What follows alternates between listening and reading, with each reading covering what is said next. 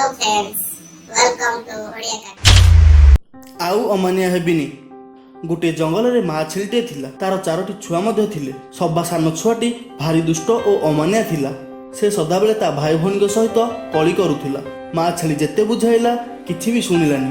ଦିନକର କଥା, ମା ଛେଳି ପିଲାଙ୍କୁ କ୍ଷୀର ପିଆଇ ବୁଝାସୁଝା କରି ଖାଦ୍ୟ ଅନୁସାରେ ବଣକୁ ବାହାରିଲା। ଦୁଷ୍ଟ ଛେଳି ଛୁଆଟି ମୁଣ୍ଡରେ ଗୋଟିଏ ମନ୍ଦ ଚିନ୍ତା ପଶିଲା। ସେ ଭାବିଲା, ମୁଁ ଆଜି ବଣକୁ ଯାଇ ମନ ଇଚ୍ଛା ଖାଇବି। ତା ମନ କଥା ସେ ଅନ୍ୟ ଭାଇ ଭଉଣୀ କହିବାରୁ ସେମାନେ ତାକୁ ଯିବାକୁ ବାରଣ କଲେ। ସେମାନେ କହିଲେ, ବଣ ତୁ ଭଲ ଭାବରେ ଦେଖି ନାହୁଁ, କୁଆଡ଼େ ଯିବୁ?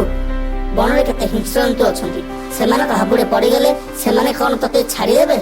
ଭାଇ ଭଉଣୀଙ୍କ କଥାକୁ ହସରେ ଉଡ଼ାଇ ଦୁଷ୍ଟ ଛୁଆଟି ମେ ହୋଇ ବଣକୁ ବାହାରିଲା। ବଣରେ କଅଁଳିଆ ପତ୍ର ଦେଖି ତାର ଖୁସି କହିଲେ ନ ସରେ।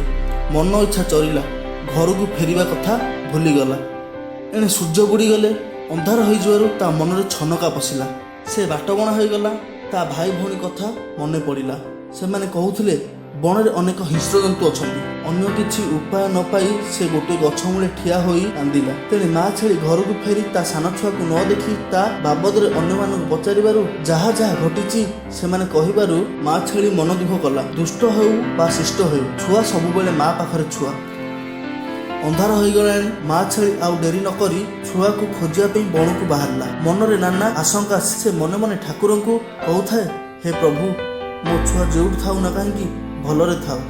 ହଠାତ୍ ସେ ଦେଖିଲା ଯେ ଗୋଟେ ଗଛ ମୂଳେ ତା ଛୁଆ ଠିଆ ହୋଇଛି ଏବଂ ତା ଆଗରେ ଏକ ବିଲୁଆ ଠିଆ ହୋଇଛି। ସେ ଡରିଗଲା। ବିଲୁଆ ନିଶ୍ଚୟ ତା ଛୁଆକୁ ମାରିଦେବ। ମୁଣ୍ଡରେ କିଛି ବୁଦ୍ଧି ପଶୁନଥାଏ। ମନେ ମନେ ଠାକୁରଙ୍କୁ ବହୁ ଡାକୁଥାଏ। ସେ ଦେଖିଲା ତା ପାଖରେ ଗୋଟିଏ ଛୋଟିଆ ଖାଲଟି ଅଛି।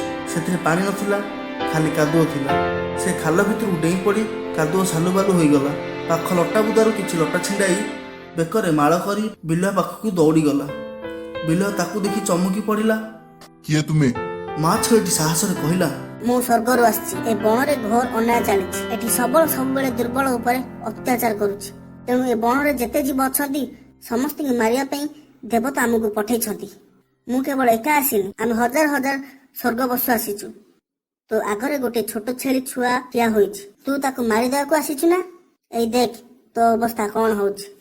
ଏହା କହି ମା ଛେଳି ଯେମିତି ଆଗ ଗୋଡ଼ ଦୁଇଟି ଟେକି ଦେଇଛି, ବିଲୁଆ ଜୀବନ ବିକଳେ ଏକା ମୁହାଁଇ ଦୌଡ଼ିଲା। ବିଲୁଆ ଚାଲିଯିବା ପରେ ମା ଛେଳି ତା ଛୁଆକୁ ପାଖକୁ ଆସି କହିଲା, ମୋ ପିଠିରେ ବସ। ଶୀଘ୍ର ଶୀଘ୍ର ଆମେ ଏ ସ୍ଥାନ ଛାଡ଼ି ଚାଲିଯିବା, ତା ନହେଲେ ବିପଦ। ଛୁଆଟି ତା ପିଠିରେ ବସିଲା। ସେ ଦୌଡ଼ି ଦୌଡ଼ି ଖୁବ୍ କମ୍ ସମୟରେ ଘରେ ପହଞ୍ଚିଗଲେ।